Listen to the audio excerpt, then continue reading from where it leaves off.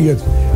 For those of you who have been hanging with bated breath from 8:15 till now, this is Viewpoint. Hello, we're here. How come we're so late? Well, the producer-engineer once again. You know, what are we going to do with him? Anyway. Well, we'll buy 5 minutes at the end. Well, the program is Viewpoint, the program of personalities, politicians, and perspectives. We're going to get serious this morning. Judy and I have a little fun up here, a little repartee back and forth. This morning, there's not going to be much repartee. This is a serious morning. But let's first and foremost make a kudo, offer a kudo. There's a gentleman over in Chestnut by the name of Caesar. I'm not sure about this undergrad. Caesar is going to become a new citizen. He's going to do it the right way instead of coming across the fence and sticking his hand out and say, I'm here, what are you going to do for me? He's been here a while, and he's going to become a naturalized citizen. And Judy, you and I are going to get him on the air at his convenience, and we're going to talk about this process. But a kudo to this gentleman. With all the immigration problems we have today and the billions of dollars it costs you and I as taxpayers, here's a guy who came across and says, by golly, I'm going to do it the right way. So good for him. And, of course, we just talked about the Atlanta Public Library here the last week, and by golly, a nice pantograph picture this morning of the library up there, just up the road to our right, Judith. Maybe if time will allow, you and I will stick our head in there this morning and take a look at what's going on. They've done a great job up there, so kudos to all this. And, by the way, taxpayers voted a referendum to pay for this. So we've got some great citizens up here, Mr. Ash, your old hometown. Okay, let's get serious right now and introduce our guest, Mrs. Busby. Yeah, I'd be proud to. I've been reading, we've all been reading and hearing so much about the legalization of marijuana out in Colorado. In fact, they just had some kind of a big whoop-de-doo festival for marijuana. So I'm just got to wondering about this legalization. I read recently that most states were going to end up legalizing it. We've got two people with us today who can address this question. We've got Assistant Chief of Police for Lincoln, Illinois, Mike Geriets, and Vicki Bree with Tazwood Counseling. And they, of course, have dealt with two sides of the drug question for quite a while. Between them, it would be a number of years. And we're going to talk about this legalization and about if there are any pluses to this, and also what happens to a person that does become involved with not only marijuana but any of the other drug of their choice. Yeah, that's an important thing, that any other drug of their choice. I guess let's start with a question, Vicki. Is it concomitant that most all marijuana users will devolve into drugs of choice, such as heroin or methamphetamine or something? They may not. They may stick with just marijuana. But it can be a gateway to other drugs, harder drugs. I once heard that, not to say that most people who use marijuana use other drugs, like you say, but most people who use other drugs did start with marijuana. Maybe not most, but it's common that they will start with another drug of choice before, like marijuana or alcohol, before they go to a harder drug. Mike, you might push that microphone just a little closer to Vicki, if you will, please. And soft-spoken young lady. So this is a very important subject matter this morning, because, Chief, in your experience, has this problem grown a lot during your tenure as an officer? Well, you know, I think, of course, with my 25 years on the police department, I've seen a varying change in the use of drugs, obviously, from when I started to where it is today. And I think it's like any other fad, whether it's bell-bottom jeans or straight legs. You know, we see these trends being very popular. They disappear, then they evolve, and they come back. With bigger jeans, well, we see it the same thing with marijuana. marijuana, the potency of that when I first started wasn't, let me clarify that, when I first started on the police department. I think that's a good clarification. Was not as potent as it is today, and I'm sure Vicki can attest to that as well. And so we're seeing, it comes back, it's more powerful. People try to get more bang for their buck, a longer high, a more intense high. So we've seen trends change. Now, I started in 1989, and about 1992, I was assigned to the Illinois State Police as an undercover narcotics officer. And I worked all of District 9, so believe there was 5 or 6 counties in this district. And when I first started, the trend was, of course, marijuana. That was our focus. There was a lot of marijuana issues going on in the communities, and it was everywhere. It wasn't just Lincoln or Logan County. It was everywhere. But the trend while I was there for the 2.5 years, all of a sudden where all we were buying was marijuana and we couldn't find, we weren't getting anything really much harsher, about 1993, we started seeing an influx in the use of cocaine and then crack cocaine. And then before you know it, marijuana was put on the back burner because everybody was putting their focus on cocaine because of the addictive nature of it, the harshness that, the physical problems it causes the person who's addicted. And so we saw this trend change.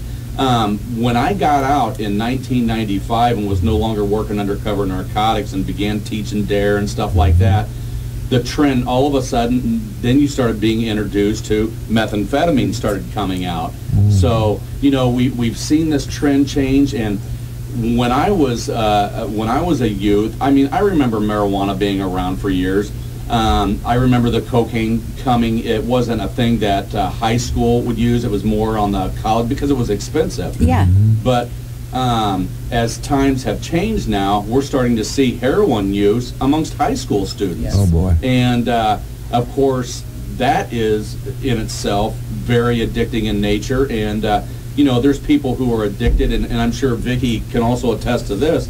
There's a number of people who are addicted to these drugs who know what it's done to their families, knows what it's done to their career, and maybe even know that if they don't stop, they're going to die, yet they choose the drug. Right. They've lost so much and they can't stop, but they continue to do it. It's detriment to society, it's detriment to their families, but they can't stop. We've seen, because of the pill epidemic, so they've gone to heroin. It's cost medical fields. Now they're putting, these contracts for, the doctors are putting contracts on the pill contracts because of the opiates. Well, people can't get opiates anymore, so now they're buying heroin off the streets. We see that influx in the heroin problem is just outrageous. That's what I understand. And now that's a pretty expensive hobby. Well, heroin's less expensive than your medication. Really? Yes. Well, here we are in Opie land, thinking that we're kind of Mayberry type and don't have real problems, and that's not the case. In your practice, Vicki, in your counseling, is it more of the hard drugs that you have clients that need help, or is it quite a bit of marijuana? I think we're seeing right now some of my clients, like last night I did a poll actually on my clients and asked the very question that we just talked about the marijuana, which was the gateway. All of them, not all of them, there was 12 in group, 9 of them said marijuana for them, but they were older clients. The other 3 were alcohol. Now, you just mentioned a word that I think is very good. Marijuana is a gateway drug. Was a gateway. But they were older clients. From that, if they were younger, I would have thought, would have been the opposite. Right. Because I have clients that come in that are younger. They say they started at 14. So my question is about if we legalize this to 18-year-olds, if they're able to get it, what's to say that they're not going to think their little brother that 12 and 13 is not okay to hand it to them? Yeah. Right. Yeah. Well, I think we already see the trends in that now. Obviously, you know, you had raised the question about legalization, and I say that we're not that close to that in Illinois yet, because right now what we're looking at is they're just now trying to get this program going that is called a compassionate use of medical cannabis pilot program. And you know, I have looked at this statute. I don't know it like the back of my hand, but it's something that's so new. And looking at all the guidelines and things for this, I think that there's going to be so many challenges ahead yet for this particular act, you know, on legalizing marijuana for medical use for different ailments and different diseases and things. I think that when we look at our problems in today's society, we already have legalization of prescription drugs from doctors, prescribed use, follow it, and things like that. But we see a huge abuse of that, where people who don't necessarily need it or are abusing it or want to sell it because they want the money. Yeah. And they'll go get their prescription, turn around and sell it. And we've seen huge, I mean, we've had a number of people. We've worked with the Drug Enforcement Administration, DEA, recently within the last year, where we were actually targeting people who were abusing the pharmaceuticals and selling them illegally and things like that. So here you have something that's so legal, yet they're turning around and doing illegal things with it by abusing it, selling it to people who aren't prescribed the medication. So when we see the medical marijuana and what they're allowed to possess, and it's unbelievable amounts. And let me give you an example of that. It is a felony if you possess more than 30 grams of cannabis right now. It has been for years. 30 grams, it's a little more than an ounce. So it's a felony. Under the Medical Marijuana Act, people can possess up to 2.5 ounces every 2 weeks. And that, in my opinion, if we stop somebody in today's society with 2.5 ounces, we're looking at that probably not being personal use. Personal use would be an 1/8 of an ounce, a 1/2 an ounce, maybe even an ounce. But when you're carrying 2.5 ounces, so obviously the way that it's carried, the way that it's packaged, there's going to be there are strict guidelines set forth by the state to where we can identify it has to be in a secured area. You know, they can't be out smoking it in their car, driving around. They can't be in public places and just lighting up and things like that. So there are strict guidelines for the use, or they can get a revocation of their medical card, cannabis card, for up to 2 years, I believe. So, I mean, there are strict guidelines with that. But so when we go back to the original question, I think that legalization in general, like what Colorado has done, obviously I think we're a little bit more conservative in Illinois, and we saw what's happened with concealed carry. We're the last one to jump on the bandwagon, and I think as long as it's taken to get the medical marijuana here, I don't look for that to be something in the very near future. Is it possible way down the road? Absolutely. I mean, I was really surprised that the compassionate use of medical cannabis passed, but it did, and it's something that we're going to have to deal with, and we're going to have to train our law enforcement officers, and you know, just with the array of things that come along with that. But my worry is that, like she said, what about the guy who gets it, or the mother that has it, and the 14-year-old boy takes it or steals it? But does that happen now? Absolutely. It happens with prescription medication. It happens with mom and dad's alcohol. I mean, those issues are there.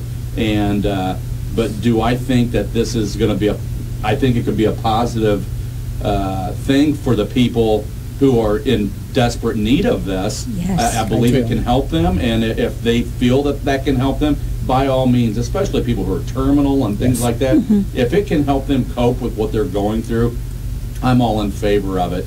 But I think that is it a good thing for the civilian side of things and the society that we're forming around it? In my opinion, is probably not. Well, I think Vic, I'm going to give you a turn. Okay. I defer to this staff side. Go right ahead, my dear. Well, now I forgot, so you better. No, really, you're shaking your head and nodding your head over here. When he used the term legalization, you're definitely shaking it. You're not nodding it. Now, you have seen, I'm sure, some pretty sad tales as you deal with people who are just stuck in this awfulness. Then, on the other hand, there are those who say, well, of course, Illinois is always broke, you know. Yeah. Maybe we should legalize it and tax it, because it would be another sin tax that we could make some money on. That's the So last you thing tell they me need. you're nodding and shaking of your head I here. heard Would that you, last Vicki, night. please? And I was like, that's a poor way to make some money. Poor way to make some money, because, you know, we have kids, so many that have lack of motivation. Marijuana causes lack of motivation. They don't want to work. They don't want to go to school. Look at the kids that drop out of school every day because they're sitting at home video gaming and smoking pot. Yeah. You know, education, they don't have educations. They can't find jobs. That's just what we need to legalize marijuana, so that they can have some, you know, we can have more kids they're not educated, not working. That's not going to help our society, our environment, our, you know, communities. You talked before we came in here about the drug court, and that's a term I think that many of us have heard but probably know nothing about. And that's a positive thing, isn't it? Very positive. Our drug court in Logan County is for those who are offenders for drug offenses, where they have committed crimes, forgeries to fund their drug habits. Instead of having recidivism rates where we send them back to prison or send them to prison, we are giving them second chances. It's where we keep them out of prisons, try to rebuild their lives, their families, find them jobs, educate them, get them back into society, keep them out of prisons. And that's myself, Kim Turner, Beacon Police Department, State's Attorney's Office, Judge. We work as a team to get them the services that they need to get them back in society. So you feel it's a positive thing Very when an positive. addict can meet up with law enforcement. We work as a team together instead of them working against. We work with. They work with. Put a lot of work. This is a lot of hours into this. And this isn't like where you just see somebody and talk to them once a week. No. They are involved in every aspect of these people's lives. When they agree to the drug court, it's an alternative to sentencing, and they basically agree that their life is an open book at this point. And believe me, they will find out if there's anything shady going on, because the group of people are supportive of each other and they want the other person that's in there with them to succeed. But if that person fails, I think these people kind of feel like it's a failure on their part, so they bring it to their attention. So they will not keep secrets, and if somebody knows something about somebody, they find out. They just rat them out. Yeah, I mean, because everybody's trying to help each other. You got to understand, it's not about somebody not trying to be an informant or a snitch or something. It's a matter of they truly want to see each other succeed. They're there for each other's support, and it's a great. It's a whole life change. Yes. Which brings me to the sponsor break, because we truly want to see them succeed. So we'll take a few minutes right now for our break, and then we'll come right back. We're going to have Vicki, Bree, and Chief Michael Geriets discussing a very, very serious matter here in Logan County. And with a flip of the switch, we're right back live here at Viewpoint. Guest this morning, Vicki, Bree, and Assistant Chief of Police of Lincoln, Illinois, Mike Geriets, who's done a great job for us in law enforcement down through the years. And it was Mike's idea this morning that we'd ask him to be a guest with us to talk about this serious problem in Logan County, to bring on Mrs. Bree, and we appreciate that very much, because she has firsthand expertise with working with clients on a daily basis who have some serious mental as well as physical problems, working with this monkey on their back. I asked a question off air if methamphetamine was a problem with her clients, and she indicated that was the case.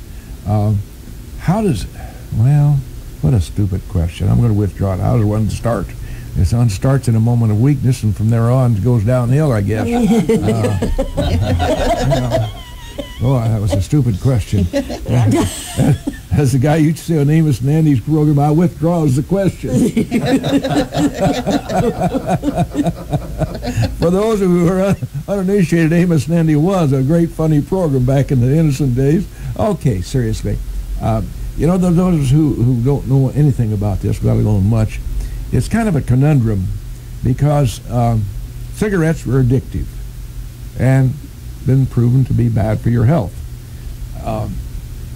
Apparently, marijuana is addictive, and yet now we're using it for health reasons. That's a conundrum to me. Yeah. Of course, medical science has said that in certain cases, in certain instances, there apparently is some help for people with certain problems by smoking marijuana. That's a general question. Where do you go with that, Vicki? I can find 2 reasons to use medical marijuana, and I've thought that over and over all night long. Maybe for someone who is in the throes of cancer and is not eating, and maybe for pain in the throes of cancer. And then I ask myself, there are so many things they can treat for pain, that they can use to treat for pain. So do we need medical marijuana for pain? I couldn't come up with anything to help you get the munchies to eat when you're have cancer. The only thing I could think of was maybe medical marijuana. Then I remember what they call Monase. It's a drug called Monase, and they draw it out of marijuana, THC. My mother had an illness, and she was down to 72 pounds. And they had to give her liquid Monase so that she would eat. And it's something they drew out of the THC. And they would give her drops so that she would get an appetite. So do they really need to smoke marijuana? Maybe not. But if I'm not the medical field, maybe it's needed. So I had to say, well, you know, maybe I'm not the one that needs to be making that decision. The medical people do. So if it's deemed that it's needed, I have to open my mind. But when you deal with the consequence of drug use 24/7, surely it would be awfully hard for you to see something positive, I'm sure. Very difficult, but then when I have to look at my mother, yes, I had to try and be open-minded. Would I say, take the marijuana? Monase worked, so how can I? When I see the detriments that it does to so many people, even when recreational starts off as gateway, could start off as a gateway to something stronger. And doing this every day, I'm conflicted at times. So I go back to, I don't think it's needed, because I hear people say, well, I need it for ADHD, I need it for, you know, there's so many medical purpose that they're saying that they need medical marijuana. I'm going to get a prescription for ADHD, I'm going to get a prescription for anxiety, I'm going to get a prescription for, I'm leaning more towards, we don't need to legalize marijuana, and we definitely don't need to do it for greed. Right. Mike, do you concur here? Yeah, you know, I think when it comes down to it, obviously, there's going to be the physicians have a list of ailments, and I think that, like anything else, for the ones who do, I believe that you will see overall medical diagnosis for those things that they can use be increased. So you're going to start seeing more people diagnosed with different types of ailments that qualify them for the medical card. Obviously, physicians only know what we tell them, right? I mean, if you don't tell them you have pain, they don't know you have pain. Yeah. So you're going to see people just like they do now with prescription medication. People going in and claiming they have severe anxiety. People, what's the doctor do? Hey, okay, well, I know what I can do that. We'll give them some Xanax, or whatever the case may be. And the doctors only know what we tell them. Now, obviously, there's some diseases here that would probably, that I'm certain are going to have to be medically diagnosed, through blood test, whatever. I think some of these ailments, I see on here cancer, glaucoma, HIV/AIDS, hepatitis C, Crohn's disease, agitation of Alzheimer's disease, and the list just goes on and on and on. Fibromyalgia. Right. You can't see it. Right. And one of them had said something, residual limb pain. Residual limb pain. Limb pain. So, I mean, my arm Well, will stop hello? hurting. Can I get a medical marijuana card? I mean, Exactly. you just... My toe hurts. Yeah. Well, once again, unfortunately, you have a bunch of bureaucrats that get involved with this thing, and they know not a doggone thing about it, but they want to jump on the bandwagon. Right. And that's going to be, I don't care whether Republican or Democrat or Bessarabians, they're all, the bureaucrats are bureaucrats, and you can't, as Sin says, you can't fix stupid. No, you can't. It's forever. Yeah. You talked about methamphetamines earlier, and I think that, once again, we saw a trend in this some time ago. I mean, I'm going to give you an example of somebody, and I know Vicki has had successes in her stories of helping people. I remember one time I was working night shift, and I noticed over there where they keep the anhydrous tanks and stuff at one of the farm implements. I was working night shift and happened to look over, and I saw something unusual. I was like, wow, is that an inner tube? And then I saw like a pitcher sitting, and I knew somebody was stealing anhydrous because at that time they were using that as to manufacture methamphetamine. And so I take a closer look, and I see somebody running across railroad tracks. Well, on the other side, there's no traffic at 2 in the morning or 1 in the morning, so all of a sudden I see a car come out, I stop them, and they're very nervous, and you could just tell, most people know some of the physical effects of using meth, and you could see the eyes and the jittery and just really out there, and he had his hand all wrapped up, and just like a bandage, like all wrapped up. So anyway, I got to question him. We see other things in there that were used for tools, for just like somebody who's out siphoning gas, you got all these different tools in there that they use to open these anhydrous, which is very dangerous. You could die just from smelling that stuff. It takes the oxygen out of your lungs, that anhydrous ammonia does. So anyway, I get to questioning him. I end up making an arrest for stealing the anhydrous. He ended up talking to me. He got sentenced to prison, and I'm going to tell you, it was probably I don't know, maybe 6 or 7 years later. I was out in Lincoln, and I had a gentleman approach me, and he asked me. He said, he goes, "Do you remember me?" And I said, "No." I said, "I'm sorry, I don't remember you." And he was like, "Well," he said, "so many years ago, you arrested me for stealing anhydrous." And he goes, "I had my arm all bandaged." And actually, under the bandage, he had already attempted to steal like the several nights before. Anhydrous got on there, and he had severe second, almost third-degree burns on his arm, just where it ate the skin off. And he said, "I just wanted to tell you," he said, "you saved my life." He goes, "Had I not been arrested and been sent to prison when I did, I would have been dead today." And he goes, and I appreciate that. He goes, "I have no animosity toward you. I have the utmost respect for you." And he goes, "You seriously saved my life." And when you think about this, when people are doing this stuff, as I said earlier, they know it's bad, they know it's addictive, they just can't stop. And the intensity of this, I mean, to think about the psychosis that goes along with the use of methamphetamine when you're up days on it. I mean, there's been people who have talked about not sleeping for 5 or 6 days in a row.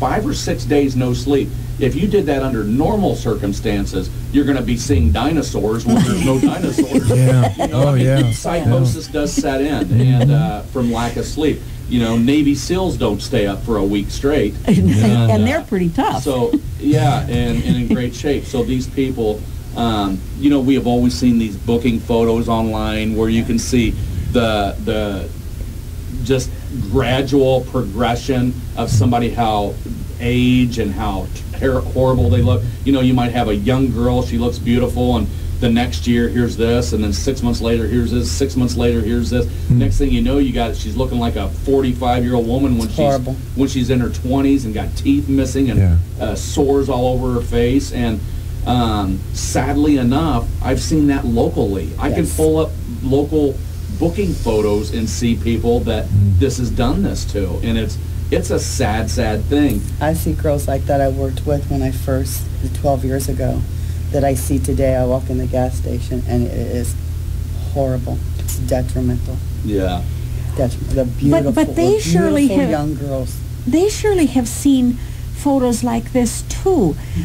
I don't understand why you'd set yourself up to be in that position. I don't understand that depth of addiction. No one starts off using drugs to become addicted. They start off maybe trying, peer pressure. Once the addiction starts, they may want to stop.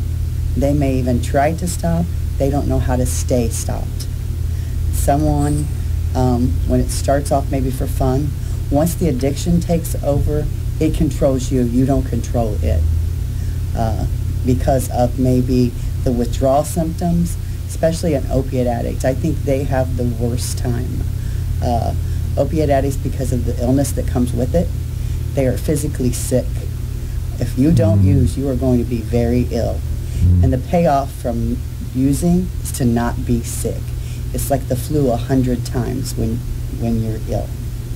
So to not have the flu symptoms, you will get high. And it isn't to get high and stay high, it's to just get through the day. Just to stay alive. Just to function in your day. And there's an economic factor in here, a big one, because they have to have money to get this. And then they have to get money. And that creates, how do I get the money? Yes. And so there are many ways. Most of them are devious. Yes. They steal from their parents, their grandparents, their children, whatever. I think it's not uncommon when we talk about methamphetamine, for a lot of the people who are manufacturing the meth are manufacturing it for themselves, and then they're making a little money on the side by making extra and selling it on the side. And I mean, we've recently, as recent as last week, we did a search warrant on a meth manufacturer. And, so it's not something that, like I said earlier, it comes in trends. And for a while, we didn't see this. We were seeing there for a while when it first came out. There were lab dumps where they would have the remnants and the generators and things like this thrown off to the sides in parks, creeks, under bridges, and we'd find them all over the place. And then the next thing you know, when we started a good narcotics investigation, started arresting these people, our judges here in the county were giving significant sentences. I'm talking 10 to 17 year sentences for manufacture of methamphetamine, Class X felonies. And then that all turned out a positive thing, because there for a while, people quit. You had your main manufacturers that were gone. They were gone to prison. Nobody else wanted to go to prison for 17 years. And so it stopped. But now we're seeing it come back again.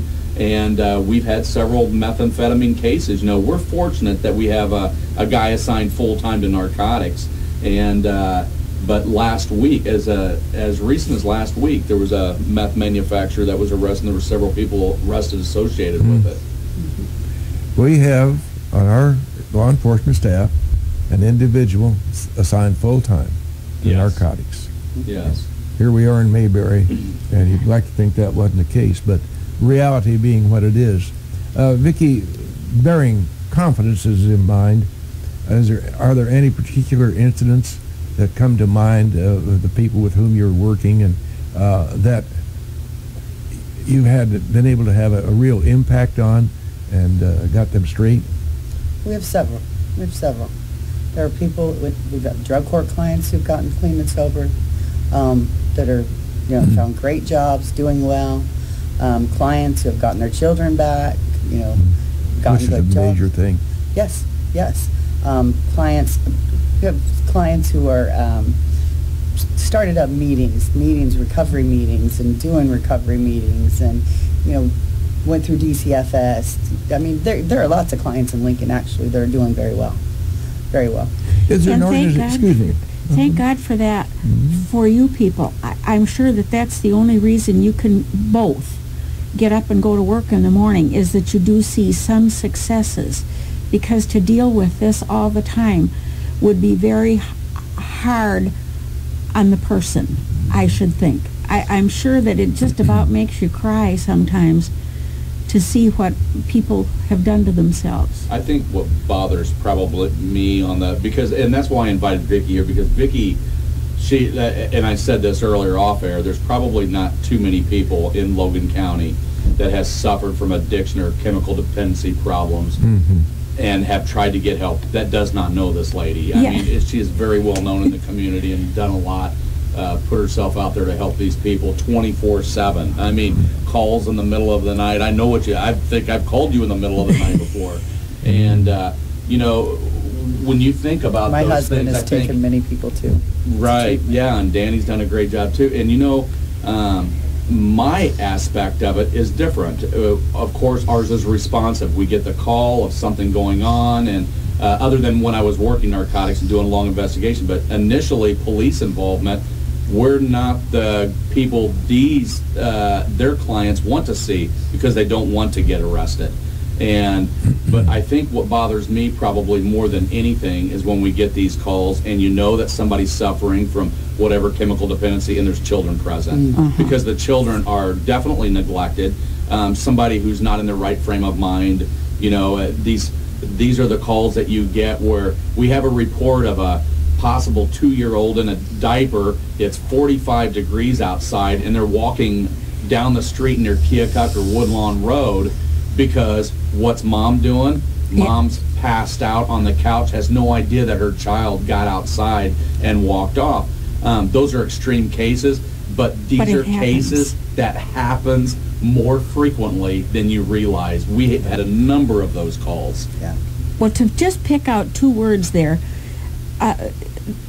more frequently, I didn't even know there was a Tazwood. I didn't know there was a Vicki Bree. And I bet I'm not alone. In fact, I bet you're on the same boat I am. Yeah, I'm in Mayberry. See, we just don't. This group of us, probably a pretty large group, have absolutely no concept of what in the world is going on here. What's our responsibility? Well, Tazwood Center for Wellness is at 124 and 126 Chicago Street in Lincoln. We offer services, adult services, level 1, level 2, outpatient services. And for gambling as well, you said. Gambling, yes. We have a counselor who will come over and do the services for gambling, substance abuse, anger management. Those other type of services will be done individual. It's not like a group service. We have offices in Eureka, East Peoria, and Pekin. They offer mental health services in Pekin. You can also go there. They have residential mental health services and outpatient services over there for mental health. We offer lots of services. Well, I'm sure mental health counseling would be a big part of it.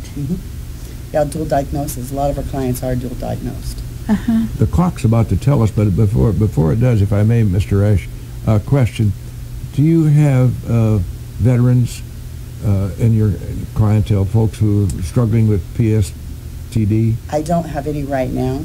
I do have some clients who are past veterans. But is that right?